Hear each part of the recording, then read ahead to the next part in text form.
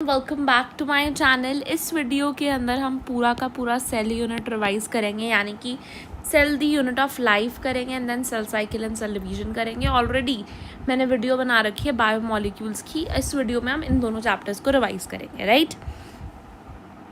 सो पहले unit 3 overview क्या है कि सेल थ्योरी जो है वो यूनिटी दिखाती है डाइवर्सिटी के अंदर।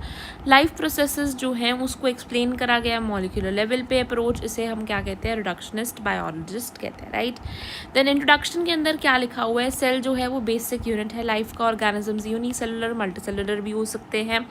देन श्लाइडर एंड श्वान के बारे में दे रखा है, ठीक है। श्वान जो है वो आपके जर्मन जोलॉजिस्ट हैं, श्लाइडर आपके पास जर्मन बॉटनिस्ट हैं। इन्होंने 1838-1839 के अंदर सेल थ्योरी दी। इसने बोला प्लांट्स जो हैं वो मेड ऑफ सेल्स हैं। इसने बताया एनिमल्स भी हैं और प्लांट के पास सेल वॉल भी प्रेजेंट होती है, राइट, जो कि एनिमल्स में एब्सेंट होती है। देन बात करते हैं रुडोल्फ विर्शो। इन्होंने मॉडिफाई करा सेल थ्योरी को। कैसे? इन्होंने बताया ओमनी सेलुला ई सेलुला, यानी सेल जो है वो अराइज करते हैं from the pre existing cells. Final हमारे पास सेल थ्योरी आई कि सारे ऑर्गेनिज्म सेल्स से या फिर सेल के प्रोडक्ट से बनते हैं। सेल्स जो होते हैं वो प्री एग्जिस्टिंग सेल्स से ही आते हैं। सेल को ओवरव्यू देखिए तो यूकैरियोटिक प्रोकैरियोटिक दो तरीके के ऑर्गेनिज्म हैं। यूकैरियोटिक के पास प्योर न्यूक्लियस ऑर्गेनेलीज होंगी जो कि मेम्ब्रेन बाउंड होंगी, एंड प्रोकैरियोटिक के अंदर कोई ट्रू न्यूक्लियस नहीं होगा। नॉन मेम्ब्रेन बाउंड ऑर्गेनेलीज के नाम पे सिर्फ राइबोसोम्स प्रेजेंट है। साइटोप्लाज्म जो है वो मेटाबॉलिक हब होता है। साइटोप्लाज्म में मेन मेटाबॉलिक रिएक्शंस हो रहे होते हैं। प्रोकैरियोटिक सेल की बात करें, इसके पास कोई न्यूक्लियस नहीं है, कोई ऑर्गेनेली प्रेजेंट नहीं है। डीएनए इसका नेकेड पड़ा हुआ है, सर्कुलर होता है। राइबोसोम यहाँ पे हमें 70s वाली मिलती है, 70 ऑड नंबर है, तो इसका लार्जर सब यूनिट 50s होता है, स्मॉलर वाला 30 होता है। सब के सब आपके ऑड नंबर्स होते हैं, राइट। देन स्ट्रक्चर की बात करें तो यहाँ पे हमारे पास सेल एनवेल्प होता है। सेल एनवेल्प मैं किसको कह रही हूँ, बाहर की लेयर ग्लाइकोकैलिक्स, उसके बाद सेल वॉल, उसके बाद सेल मेम्ब्रेन। सेल मेम्ब्रेन जो होती है वो इलास्टिक होती है, सेल वॉल आपकी बहुत रिजिड होती है। ग्लाइकोकैलिक्स आपके पास दो तरीके की हो सकती है। देन बात करें मीजोजोम की, बात करते हैं। मीजोजोम बेसिकली इन फोल्डिंग्स होती हैं जिसका काम बहुत सारे होते हैं, रेस्पिरेशन करवाना, डीएनए के अंदर रेप्लिकेशन में हेल्प कराना, एट्सेट्रा एट्सेट्रा, है ना। मीजोजोम्स क्या है, इन फोल्डिंग्स हैं, साइटोप्लाज्म की ही ऐसे इस तरीके से एक्सटेंशंस होती हैं। प्लाज्मिड्स की बात करें तो फिर ये एंटीबायोटिक रेजिस्टेंस जीन एग्जाम्पल है। बेसिकली प्लाज्मिड्स कुछ सर्कुलर डीएनए जो कि इंडिपेंडेंटली अपना मल्टीप्लिकेशन, अपनी रेप्लिकेशन कर सकते हैं, और कुछ प्लाज्मिड्स जो होते हैं वो एंटीबायोटिक रेजिस्टेंस प्रोवाइड करते हैं। शेप्स की बात करें तो कोकाई, बेसिलाई, विब्रे और स्पाइरलम मिलती है। सेल एनवेलप की बात ही करें तो ग्लाइकोकैलिक्स प्रेजेंट होता है जो कि दो तरीके का हो सकता है। आपका कैप्सूल हो सकता है यानी बड़ा ही रिजिड, एंड स्लाइम लेयर भी हो सकता है। देन बात करें सेल वॉल की, जो कि शेप एंड प्रोटेक्शन देती है। प्लाज्मा मेम्ब्रेन जो कि सिलेक्टिव परमिएबिलिटी के थ्रू सिलेक्टिवली कुछ कुछ मॉलिक्यूल्स को अंदर आने देती है, राइट। देन बात करते हैं राइबोसोम्स और इंक्लूजन बॉडीज़ प्रेजेंट है। राइबोसोम्स यहाँ पे प्रोटीन का सिंथेसिस करवा रही होती हैं, और पॉलीसोम्स प्रेजेंट होते हैं, यानी कि मल्टीपल राइबोसोम्स जो हैं उसी को हम पॉलीसोम्स कहते हैं। इंक्लूजन बॉडीज़ बेसिकली स्टोरेज के लिए होती हैं, ये मेम्ब्रेन बाउंड नहीं होती हैं। इंक्लूजन बॉडीज़ कुछ नहीं होता, बस एक जगह पे कोई चीज़ इकट्ठी हो जाती है उसे इंक्लूजन बॉडी बोल देते हैं, स्टोर हो जाती है, राइट। देन बात करते हैं यूकैरियोटिक सेल की, तो इसके अंदर डिफरेंसेस देखें प्लांट और एनिमल में, तो प्लांट के पास सेल वॉल प्रेजेंट होगी, है ना। Plant plus chloroplast, plastids present होंगे, लार्ज वैक्यूल प्रेजेंट होगा। एनिमल्स के पास सेंट्रियोल्स प्रेजेंट होंगे और ये सब चीज़ें एब्सेंट होंगी। प्लांट के पास ये सब चीज़ें एब्सेंट होने वाली हैं, राइट, यानी सेंट्रियोल्स बेसिकली, राइट। देन बात करते हैं सेल मेम्ब्रेन की, तो यहाँ पे हमारे पास फ्लूइड मोज़ैक मॉडल है जो कि किसने दिया है, सिंगर एंड निकोल्सन ने दिया है। ये कहते हैं लिपिड बायलेयर होती है जिसके अंदर हाइड्रोफिलिक हाइड्रोफोबिक पार्ट होते हैं, बीच में प्रोटीन्स होते हैं, एंड जो फ्लूइड होता है वो डायनामिक होता है, यानी मूव कर रहा है, जिस वजह से आपकी मूवमेंट होती है, एक्सचेंज हो पाता है ना। ट्रांसपोर्ट पैसिव एक्टिव दो तरीके से होता है। पैसिव में डिफ्यूजन और ऑस्मोसिस होती है, यानी कंसंट्रेशन ग्रेडियंट में ही होता है, हाई टू लो कंसंट्रेशन होता है। एक्टिव में एटीपी चाहिए होता है, लो टू हाई कंसंट्रेशन ही होता है। एग्जाम्पल है इसका सोडियम पोटाशियम पंप। देन बात करते हैं सेल वॉल की, तो सेल वॉल जो होती है वो सेलुलोज बेस्ड होती है। फंक्शंस क्या है, प्रोटेक्शन, शेप और सपोर्ट देना। ना। मिडल लेमेला क्या होता है, प्लांट्स की बात कर रहे हैं, सेल वॉल प्लांट्स में होती है ना। सो यहाँ पे प्रोटेक्शन शेप सपोर्ट दे रहे हैं, सेलुलोज बेस्ड होती है। मिडल लेमेला की बात करूँ तो ये कैल्शियम पेक्टेट से बनती है। किससे बनती है, कैल्शियम पेक्टेट से मिलती है। मिडल लेमेला बेसिकली दो सेल्स के बीच के अंदर जो प्रेजेंट होता है उसे मिडल लेमेला कहते हैं। देन दो सेल्स के प्लाज्मा मेम्ब्रेन को, इनको आपस में जो जोड़ रहा होता है, दैट इज कॉल्ड प्लाज्मोडेस्माटा, जो कि कनेक्शंस बनवाता है। देन बात करते हैं आपका एंडो मेम्ब्रेन सिस्टम के अंदर क्या आता है, आपको याद रखना है वी लेग आता है। क्या आता है, वी लेग आता है। सो यहाँ से आपको याद रहेगा वैक्यूल्स आते हैं, लाइजोजाइम्स आते हैं, लाइजोसोम्स आते हैं, एंडोप्लाज्मिक रेटिकुलम और गोल्जी अपैरेटस आते हैं। तो यहाँ पे बात करते हैं एंडोप्लाज्मिक रेटिकुलम प्रेजेंट होता है। ये आरईआर और एससीआर दो तरीके का होता है। आरईआर जो होता है ये मेन काम होता है इसका प्रोटीन्स बनाना, है ना, क्योंकि इसके ऊपर राइबोसोम प्रेजेंट है। एससीआर का मेन काम होता है लिपिड्स बनवाना। देन होता है गोल्गी अपरेटस जो कि सिस ट्रांस होता है, सिस वाला पार्ट रिसीव करता है, ट्रांस वाला रिलीज करता है। इसका मेन काम पैकेजिंग और मॉडिफिकेशंस होते हैं। लाइसोसोम्स जो होता है वो डाइजेस्टिव एंजाइम्स उसके अंदर प्रेजेंट होते हैं, एसिडिक पीएच पे काम करता है। वैक्यूल्स की बात करूँ तो ये स्टोरेज करते हैं और टर्गर प्रेशर यहाँ पर लग रहा होता है। क्यों, क्योंकि वैक्यूल के अंदर ऑलरेडी बहुत हाई कंसंट्रेशन के अंदर सब कुछ प्रेजेंट होता है, फिर भी हम इसके अंदर डालते जा रहे हैं तो एक पंप प्रेजेंट होता है जो कि एक्टिव ट्रांसपोर्ट करा रहा होता है, राइट। देन यहाँ पे माइटोकॉन्ड्रिया की बात कर लेते हैं। माइटोकॉन्ड्रिया कैसा है, डबल। अब हमारे पास ये वाली चीज़ खत्म होगी। सो अब हम बात करें माइटोकॉन्ड्रिया की, जो कि डबल मेम्ब्रेन स्ट्रक्चर होता है। बाहर वाली मेम्ब्रेन तो कंटिन्यूस होती है, अंदर वाली इस तरीके से फोल्डिंग्स बनाती है। तो यहाँ पे हमारे पास क्रिस्टे बनते हैं और बीच में जो प्रेजेंट होता है वो मैट्रिक्स कहलाता है। एटीपी प्रोडक्शन इसका काम है। माइटोकॉन्ड्रिया का क्या काम है, एटीपी प्रोड्यूस करना। Mitochondria is the power house of the cell, right, तभी इसे बोलते हैं। अपना खुद का डीएनए प्रेजेंट होता है प्लस राइबोसोम्स प्रेजेंट होते हैं। कैसे डिवाइड करता है, यानी माइटोकॉन्ड्रिया जो है वो अपने आप में भरपूर है, यानी खुद का डीएनए, खुद के राइबोसोम्स उसके पास प्रेजेंट है और फिजन से डिवाइड करता है। देन बात करते हैं प्लास्टिड्स की। प्लास्टिड्स के 3 तरीके के टाइप्स है, क्लोरोप्लास्ट, क्रोमोप्लास्ट, ल्यूकोप्लास्ट, है ना। Chromoplast, chloroplast, leucoplast. क्लोरोप्लास्ट जो है फोटोसिंथेसिस कराते हैं, क्रोमोप्लास्ट कलर देते हैं, नाम से पता चल रहा है। ल्यूकोप्लास्ट स्टोरेजेस के लिए यूज़ होते हैं। क्लोरोप्लास्ट के अंदर ग्रेना और स्ट्रोमा 2 तरीके के आपके आ जाते हैं, है ना। तो ये जो दिखाई देता है दीज आर कॉल्ड थाइलेकॉइड। ये वाले आपके ग्रेनल थाइलेकॉइड कहलाते हैं। बीच में आपके पास स्ट्रोमल थाइलेकॉइड कहलाते हैं। स्ट्रोमा में डार्क रिएक्शन होता है एंड ग्रेना में आपके लाइट रिएक्शन होता है। ग्रेना में लाइट रिएक्शन, स्ट्रोमा में डार्क रिएक्शन। देन बात करें राइबोसोम्स की, तो राइबोसोम्स आपके पास यूकैरियोटिक के अंदर 80S होते हैं, है ना, 40 and 60 हो जाते हैं। 70S होते हैं प्रोकैरियोटिक में, 50 and 30। यहाँ पे आपका प्रोटीन सिंथेसाइज होता है। क्या होता है यहाँ पे, प्रोटीन सिंथेसाइज हो रहा होता है। किस तरीके से होता है, राइबोसोमल आरएनए जो है बेसिकली आपका mRNA से प्रोटीन बनाता है ना। देन बात करते हैं हमारे पास साइटोस्केलेटन की। साइटोस्केलेटन क्या होता है, यहाँ पे माइक्रोट्यूब्यूल्स, माइक्रोफिलामेंट्स, ये सब यहाँ पे आता है। हमारे पास जो माइक्रोट्यूब्यूल्स जो होते हैं सबसे बड़े होते हैं साइज़ में। देन हमारे पास माइक्रोफिलामेंट्स आते हैं, ये शेप देते हैं और मूवमेंट में हेल्प करते हैं। सीलिया एंड फ्लैजेला की बात करूँ तो 9+2 अरेंजमेंट होती है यहाँ पे और ये मूवमेंट के अंदर हेल्प करते हैं। देन सेंट्रोसोम एंड सेंट्रियोल की बात करें तो 2 सेंट्रियोल्स प्रेजेंट होते हैं जो कि परपेंडिकुलर होते हैं। 9 ट्रिपलेट की अरेंजमेंट प्रेजेंट है, 9 ट्रिपलेट्स प्रेजेंट होते हैं, 9 ऐसे इस तरीके से, और 2 सेंट्रियोल्स आपके पास परपेंडिकुलरली प्रेजेंट होते हैं बीच के अंदर। और 9+2 बेसिकली, तभी तो मैं बोलूँ 9 ट्रिपलेट्स इस तरीके से प्रेजेंट होते हैं। बीच में हमारे पास 2 सेंट्रियोल्स प्रेजेंट हैं जो कि स्पिंडल और बेसल बॉडीज बनाते हैं। देन न्यूक्लियस की बात करें तो इसके अंदर न्यूक्लियर एनवेल्प होते हैं, पोर्स होते हैं। न्यूक्लियर एनवेल्प होता है, पोर्स होते हैं बीच में, है ना, जहाँ पे आदान प्रदान हो पाता है। न्यूक्लियोलस प्रेजेंट होता है जो कि क्या बना रहा है, राइबोसोमल आरएनए, है ना। जितना ज़्यादा राइबोसोमल आरएनए उतना ज़्यादा प्रोटीन बनेगा। सो जहाँ पे प्रोटीन डेंस होगा वहाँ पे आपका न्यूक्लियोलस भी वहाँ पे मल्टीपल होते हैं, है ना। देन क्रोमेटिन जो होते हैं वो क्रोमोसोम्स बना देते हैं। क्रोमोसोम मेटासेंट्रिक, सब मेटासेंट्रिक, एक्रोसेंट्रिक और टीलोसेंट्रिक हो सकते हैं। माइक्रोबॉडीज़ की बात करूँ तो ये छोटे छोटे एंजाइम कंटेनिंग वेसिकल्स होती हैं।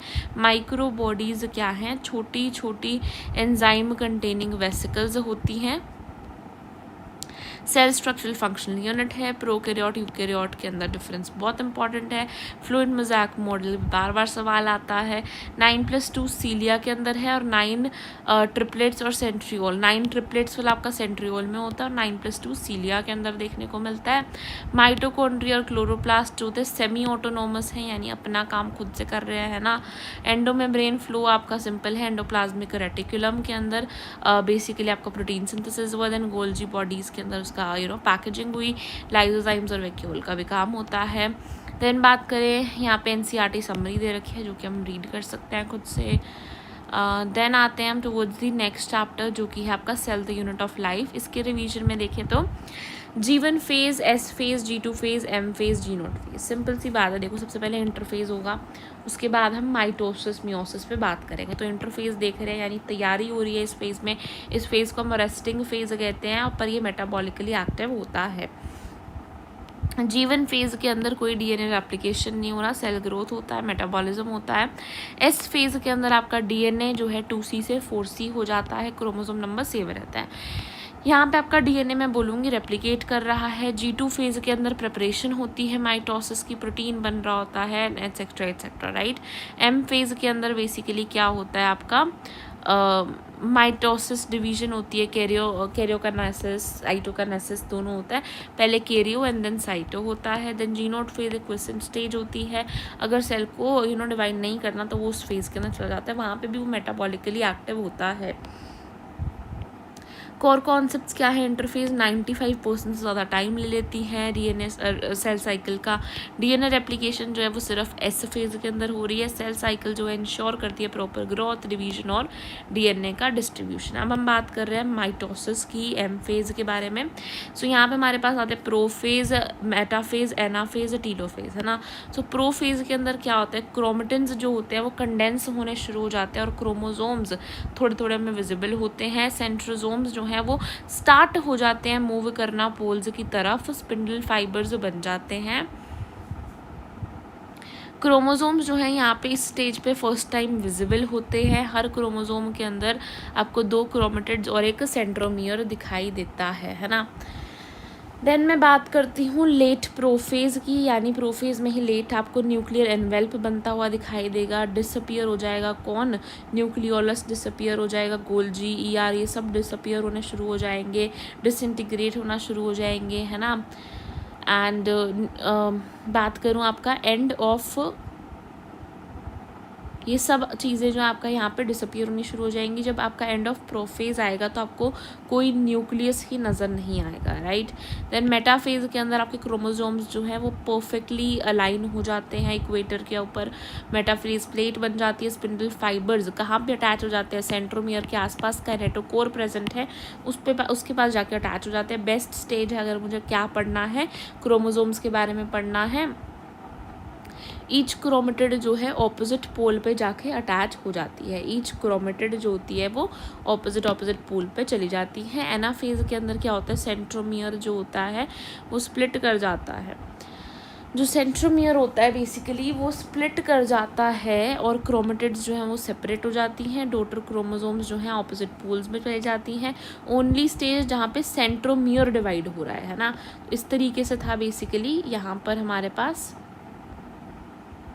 जब प्लेट बन गई यहाँ पे, तो ये आप इधर इधर खींचने लगे और एक टाइम पे आएगा कि जब वो टूट जाएंगे। वो टूटना कहाँ पे हो रहा है? एनाफेज में सेंट्रोमियर डिवाइड हो रहा होता है। टीलोफेज के अंदर सिंपल है, टीलोफेज के अंदर तो वो डीकंडेंस हो जाते हैं, वापस से नहीं जो कंडेंसेशन हुई थी वापस से जो वो तैयार हुए थे वो बिल्कुल खुले खुले हो जाते हैं और न्यूक्लियर एनवेल्प बन जाता है, न्यूक्लियोलस बन जाता है। इस तरीके से आपकी कैरियोकाइनेसिस कंप्लीट हो जाती है। रिवर्स होता है किसका? प्रोफेज 2 का। डॉटर आपकी प्रोफेज का उल्टा होता है, प्रोफेज में जो कुछ हुआ उसका उल्टा हो जाएगा। 2 डॉटर न्यूक्लिया यहाँ पे बन जाते हैं। साइटोकाइनेसिस होता है, यानी कि जो साइटोप्लाज्म है वो डिवाइड हो जाता है। एनिमल सेल के अंदर क्लीवेज की तरह, क्लीवेज फरो टाइप्स होता है। इस तरीके से क्लीवेज सी होनी शुरू हो जाती है, यानी कि ये सेंट्री पीटल होती है ना। देन बात करूँ प्लांट के अंदर सेल प्लेट बनती है जो कि सेंट्रीफ्यूगल होता है। प्लांट और एनिमल के अंदर कंपैरिजन करें तो वेरी कॉमन क्वेश्चन यहाँ पे आता है ना। अल्ट्रा फास्ट फ्लो अगर मुझे देखना है, यहाँ पे प्रोफेज के अंदर कंडेंसेशन हुई, मेटाफेज के अंदर अलाइनमेंट हुआ, बेस्ट स्टेज था, एनाफेज के अंदर सेपरेशन हुआ, टीलोफेज में वापस से रीफॉर्म हुआ, साइटोकाइनेसिस में सेल डिवाइड करा, है ना। तो अगर मैं बात कर रही हूँ माइटोसिस और मियोसिस के डिफरेंस में, तो ये इक्वेशनल होती है, ये रिडक्शनल होती है। कौन सी? मियोसिस 1, है ना। यहाँ पे एक डिवीजन होती है, यहाँ पे 2, यहाँ पे 2 डॉटर न्यूक्लिया, यहाँ पे 4, यहाँ पे क्रोमोसोम नंबर सेम, यहाँ पे हाफ, यहाँ पे कोई जेनेटिक वेरिएशन नहीं, यहाँ पे क्रॉसिंग ओवर होती है। साइनाप्सिस की बात करूँ तो यहाँ पे एब्सेंट है, यहाँ पे साइनाप्सिस प्रेजेंट है, यहाँ पे क्रॉसिंग ओवर होती है, यहाँ पे नहीं होती है। अच्छा, अकर कहाँ पे होता है? सोमैटिक में और ये जर्म सेल्स के अंदर, राइट। अब बात करते हैं मियोसिस 1 के बारे में। सो मियोसिस 1 के अंदर बेसिकली क्या होता है ना, आपका प्रोफेज जो होता है उसके अंदर भी आपके डिफरेंट फेजेस होते हैं, यानी कि leptotene, zygotene, pachytene, diplotene, diakinesis. ये आपका क्या है? प्रोफेज ही है। ला जरा पेन दे, है ना। सो याद रखना है leptotene, zygotene, pachytene, diplotene and diakinesis.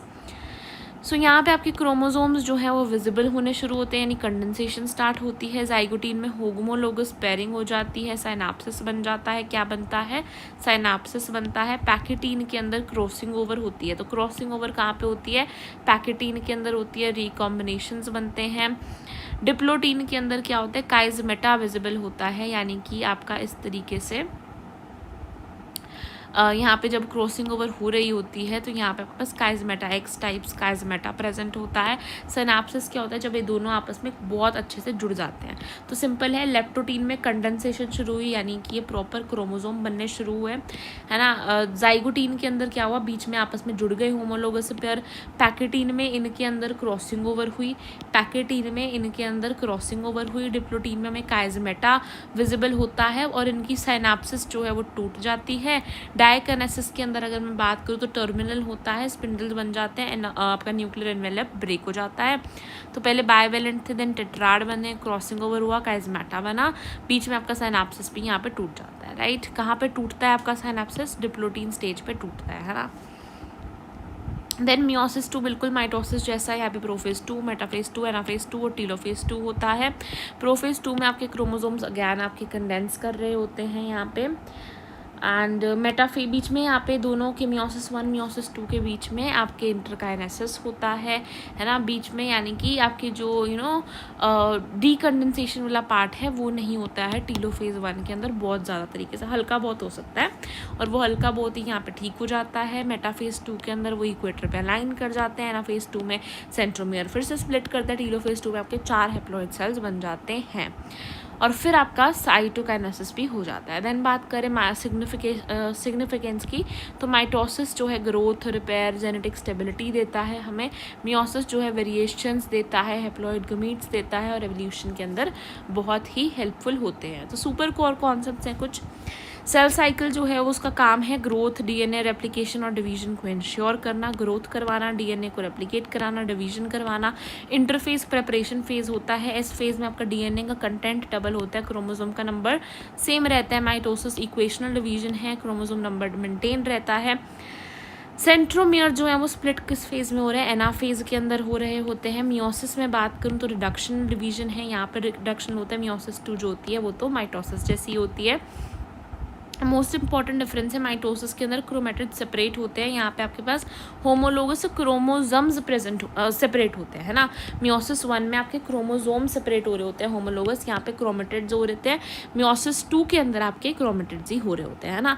Crossing over pachytene stage prophase 1 में होती है, पैकेटीन स्टेज प्रोफेज 1 में होती है और इसी की वजह से जेनेटिक वेरिएशंस आते हैं। स्पेशल पॉइंट्स हमारे पास ये हैं कि जीनोट जो है वो नॉन डिवाइडिंग फेज होता है ना। इंटरकाइनेसिस के अंदर कोई डीएनए रेप्लिकेशन नहीं हो रही होती। देन हमारे पास सिंसाइटियम क्या है? मल्टी न्यूक्लिएट अगर कोई सेल होता है। That's it, thank you for watching.